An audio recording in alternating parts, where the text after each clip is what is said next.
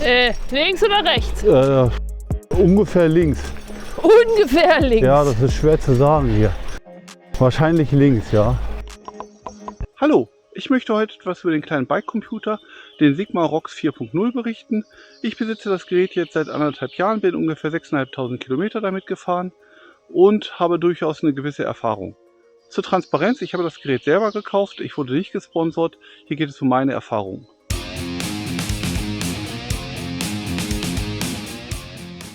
Was sind meine Anforderungen an das Gerät? Ich wollte möglichst kleines und unauffälliges Gerät haben. Ich wollte kein riesen Display hier am Cockpit haben und ich möchte damit auch navigieren können. Ursprünglich hatte ich es mal mit einem Smartphone ausprobiert, allerdings diese Smartphone-Halterung, die ich hatte, die ist beim ersten Sturz abgerissen und da habe ich dann beschlossen, Smartphone ist für mich irgendwie keine Option, das Gerät ist zu teuer, wenn es stürzt. Was ich auf keinen Fall haben wollte, war ein Gerät mit Touchscreen. Touchscreen ist zwar ganz gut in der Bedienung, allerdings sobald es regnet, das Thema hatte ich am Smartphone, ließ sich das Gerät einfach nicht mehr bedienen oder hat einfach irgendeinen Quatsch angezeigt. Das heißt also, eine Knopfbedienung war für mich wirklich wichtig und das hatte dieses Gerät. Also lass uns über die Eckdaten des Sigma ROX 4.0 sprechen.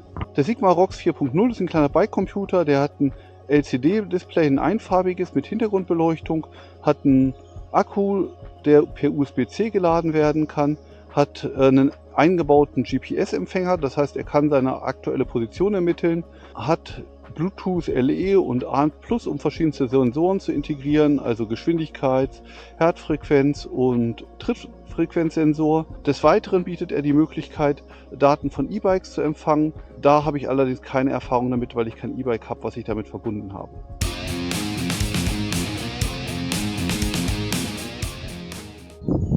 Der Sigma ROX 4.0 bietet grundsätzlich mehrere Navigationsfunktionen. Die Standardnavigation funktioniert entweder per eingebundener Cloud, also man kann beispielsweise Komoot, Strava oder Training Peaks einbinden und die entsprechenden Strecken, die dort geplant sind, hier drauf auf das Gerät übertragen und damit navigieren.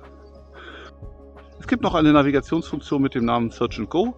Da plane ich auf dem Smartphone meinen Zielpunkt und das Smartphone berechnet die Strecke, überträgt diese aufs Gerät und wenn ich das Smartphone in der Nähe des Gerätes habe, dann kann das Gerät auch umplanen. Das heißt also, wenn ich falsch abgebogen bin, dann kann das Gerät mich spontan eben neu routen.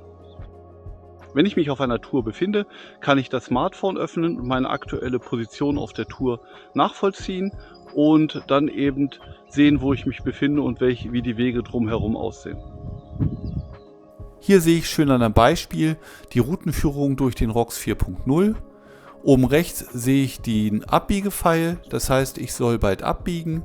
Dann kann ich die Meterzahl sehen, wann die Abbiegung erfolgen soll. Im unteren Bereich sehe ich eine Linie, die zeigt mir, wo ich langfahren soll. Und das unterscheidet das Gerät jetzt von höherpreisigen Geräten. Hier habe ich keine Vollfarbanzeige, sondern ich habe hier nur diese Linie. Die Navigation nach dieser Linie funktioniert stark abhängig von dem Routenprofil. Das heißt also, wenn ich jetzt Abbiegungen habe, die sehr eindeutig sind, beispielsweise 90 Grad rechts herum, dann funktioniert es auch sehr gut hier abzubiegen. Schwieriger wird es, wenn die Abbiegungen nicht ganz eindeutig sind, wenn beispielsweise zwei Wege oder mehrere Wege dicht aneinander hineinführen oder wenn Wege parallel zueinander sind, dann kann es durchaus mal passieren, dass ich bei der Navigation eben falsch abbiege. Wenn ich denn dann falsch abgebogen bin, dann dauert das ungefähr 50 bis 100 Meter, dann fängt das Gerät an zu piepsen und erinnert mich daran, dass ich falsch abgebogen bin und dass ich umkehren möge. In der Praxis passiert das ungefähr 1 bis 2 Mal pro Tour, dass ich falsch abbiege. Warte mal bitte. Er behauptet, wir sind auf Track, aber das ist nicht plausibel. Noch eine Anmerkung zur Softwareversion. Ich habe hier auf dem ROX 4.0 die Firmware-Version 3.11 drauf. Das ist insofern relevant, als dass man in älteren Tests häufig die Information findet, dass für die Navigation die Verbindung zum Smartphone dauerhaft erforderlich ist. Das ist mit den aktuellen Versionen nicht mehr so. Mit den aktuellen Versionen braucht man zwar die Verbindung, um die Strecke auf das Gerät zu übertragen, aber während der Navigation muss keine dauerhafte Verbindung bestehen. Man kann zwar eine Verbindung aufbauen, indem man das Smartphone in die Hand nimmt und die Sigma-App während der Navigation öffnet. Aber das braucht man im Prinzip nur, wenn man die Route sich anschauen möchte, wo man sich gerade befindet auf der Route oder eben neu navigieren möchte.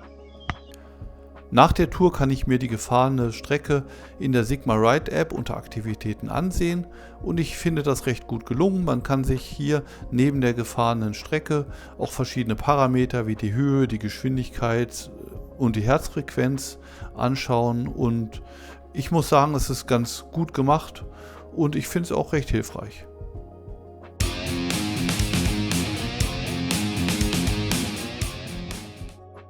Hier seht ihr mein Sensor-Setup. Ich habe auf 2 Fahrrädern jeweils einen Speed-Sensor verbunden. Dieser Speed-Sensor hilft dem System, wenn das GPS-Signal schlecht ist. Das kann zum Beispiel sehr schlecht sein, wenn man jetzt in V-förmigen Tälern unterwegs ist oder im Frühlingswald. Dann kann das GPS-Signal mal abreißen und der Speed-Sensor hilft dann, die Geschwindigkeit zu messen und vor allen Dingen die Navigation weiter fortzuführen. Des Weiteren habe ich einen Pulssensor angebunden, das ist meine Garmin-Uhr und die Pulsdaten können während der Fahrt eben auch auf dem Tacho angezeigt werden. Hier meine Zusammenfassung, kommen wir zum Fazit. Der Sigma ROX 4.0 ist ein recht leistungsfähiger Bike-Computer. Für seine Größe kann man ziemlich viel damit tun. Die Sensorenintegration hat mir ganz gut gefallen. Was die Navigationsfunktion betrifft, da muss ich sagen, hat er seine Schwächen. Und zwar liegen die Schwächen ganz einfach in dem kleinen Schwarz-Weiß-Display. Das zeigt zwar anhand der Spur, wo man hinfahren soll, aber in der Praxis, gerade in schwierigen Entscheidungen, leitet es dadurch auch ganz gerne mal in die Irre. Ich hoffe, das Video hat euch gefallen. Ich hoffe, es hat euch geholfen. Vielen Dank fürs Zuschauen. Danke und bis zum nächsten Mal. Tschüss!